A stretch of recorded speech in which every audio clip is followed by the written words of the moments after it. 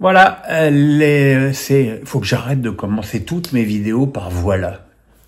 Voilà, voilà, voilà qui je suis. Bref, mais bon, voilà.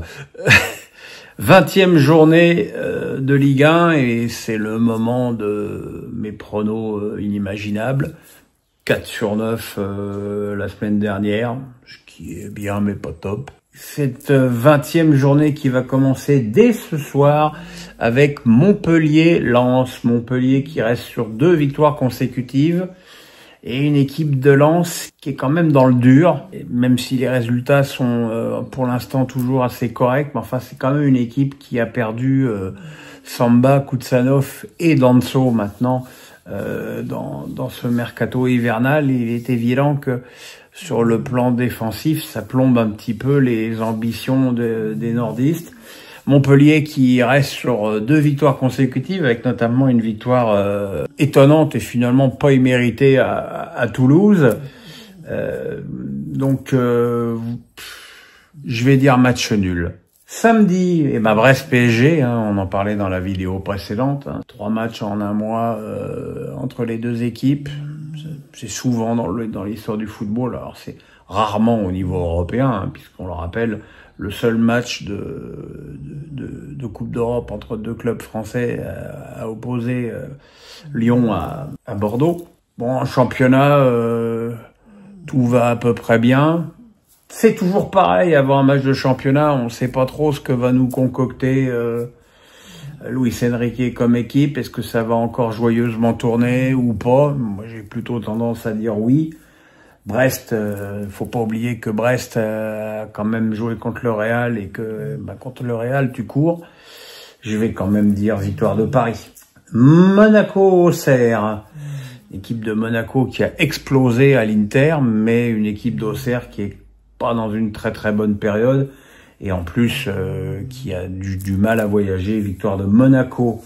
Lille Saint-Étienne, les Lilles en ont mis 6 à Feyenoord. Ils ont balayé d'un revers de la main les 2 défaites consécutives à Liverpool et à Strasbourg avec une facilité déconcertante. Cette équipe est quand même extrêmement étonnante.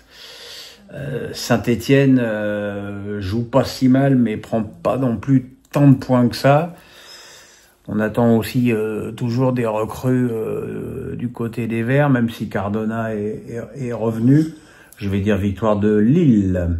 Dimanche, Toulouse-Nice.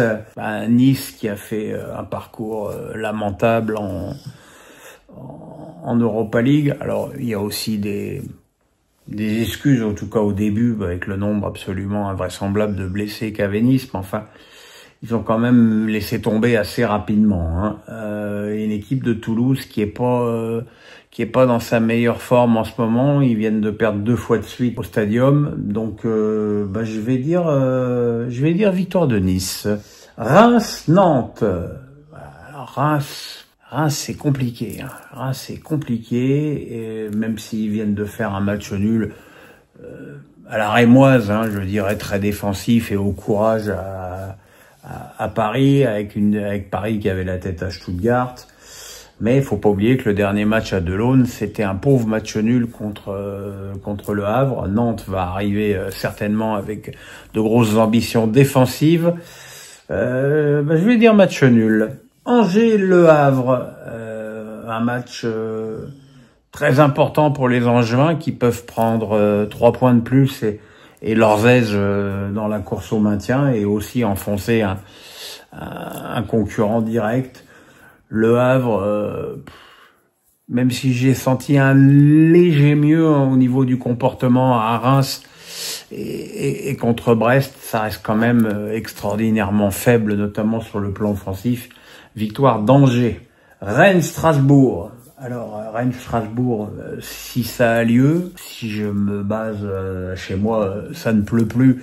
Enfin bon, j'habite à 150 km de Rennes.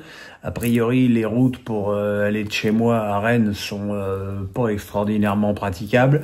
Je vais essayer, si l'état de mes genoux le permet, d'y aller, mais bon, rien n'est moins sûr. Voilà, sinon au niveau foot, Strasbourg est dans une période magnifique avec une victoire superbe contre contre Lille, surtout en deuxième période. Et Rennes a donc viré Sampaoli et a lancé Habib Beye, qui aura fait donc 2 entraînements avec son groupe. Est-ce que ça suffira pour changer? Surtout qu'en plus, ils n'ont pas Gouiri. Je vais dire match nul. Et enfin, Marseille-Lyon. Une équipe de Marseille qui a donc perdu assez nettement et de façon même très décevante à Nice. Je dis décevante au niveau du comportement. Une équipe de Lyon qui vient de faire 2 matchs nuls à Nantes, puis contre Ludogorets en Europa League, et qui va donc avoir pour la première fois Paulo Fonseca sur le banc. Mais bon, le comportement des Lyonnais sur le plan psychologique et au niveau de l'intensité contre les Bulgares a été quand même extrêmement étonnant et pour pas dire inquiétant. En l'état actuel des choses, je vois une victoire de Marseille. Voilà les amis, on se retrouve samedi soir pour les 4 premiers matchs et dimanche pour la suite, lundi face à Pierrot.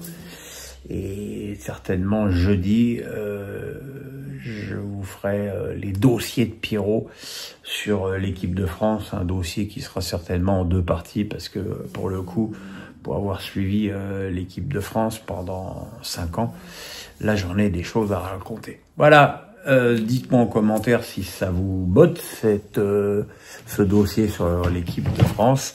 En attendant, le pouce, la cloche, on s'abonne. Bonne journée, bye.